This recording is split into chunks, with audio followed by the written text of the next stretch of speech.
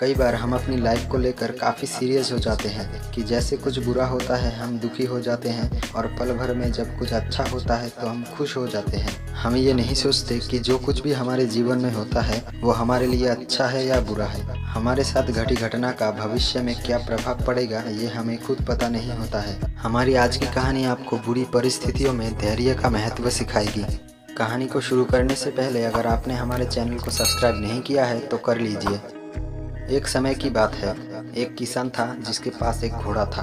वो अपने इस घोड़े से बहुत प्यार करता था। वो घोड़ा किसान की कमाई का जरिया भी था। उसे अपने घोड़े पर बहुत गर्व था। घोड़े की कमाई से वो अपने परिवार का पेट पालता था। लेकिन एक दिन वो घोड़ा किसान के घर से भाग गया। वो घोड़ा भाग जाने के बाद उस किसान के पड़ोसी उसके पास आकर उससे कहते हैं, हे भगवान, ये क्या हो गया? तुम्हारा घोड़ा जिस पर तुम्हें बहुत घमंड था वो तो भाग गया। ऐसा बोलकर उसे सांत्वना देने लगे कि तुम्हारे साथ बहुत बुरा हुआ। लेकिन किसान ने उसका जवाब बहुत ही सहजता से देते हुए कहा, हाँ, बहुत बुरा हुआ। फिर अगले दिन घोड़ा किसान के घर वापस आ गया। लेकिन सिर्फ घोड़ा वापस नहीं आया, बल्कि वह अपने साथ 3 और जंगली घोड़ों को भी साथ लेके आया। फिर किसान के पड़ोसी उसके पास दौड़ते हुए आए और किसान से कहने लगे, आपका घोड़ा आ गया और अपने साथ 3 और घोड़ों को भी लाया है। ये तो बहुत अच्छी बात है, आपकी किस्मत तो बहुत अच्छी है। किसान बहुत खुश हुआ, उनकी तरफ देखा और उनको बहुत ही साधारण रूप से कहा, हाँ, शायद। कुछ दिनों बाद किसान का बेटा उसी जंगली घोड़ों में से किसी एक को काम के लिए उपयोगी बनाने की कोशिश कर रहा था।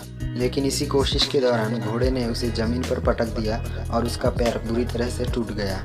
ऐसा देखकर उसके पड़ोसी उससे कहने लगे, उस पागल घोड़े ने तो तुम्हारे बेटे का पैर तोड़ दिया, ये तो बहुत बुरा हुआ। किसान दुखी हुआ और फिर से उसी तरह जवाब दिया और कहा, शायद मेरे बेटे के साथ गलत हुआ है। उसके अगले दिन सेना के कुछ जवान किसान के घर आते हैं, जो जंग छिड़ने के कारण नए जवानों की भर्ती कर रहे होते हैं।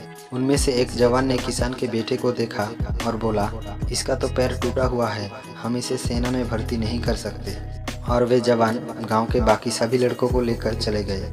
यह जानकर किसान के पड़ोसी और बाकी गांव वाले उसके पास आए और बोलने लगे, तुम्हारे बेटे को तो जवान जंग के लिए नहीं ले गए, तुम्हारी किस्मत तो बहुत अच्छी है। इस बार भी किसान ने बड़ी सहजता से कहा, हाँ, शायद।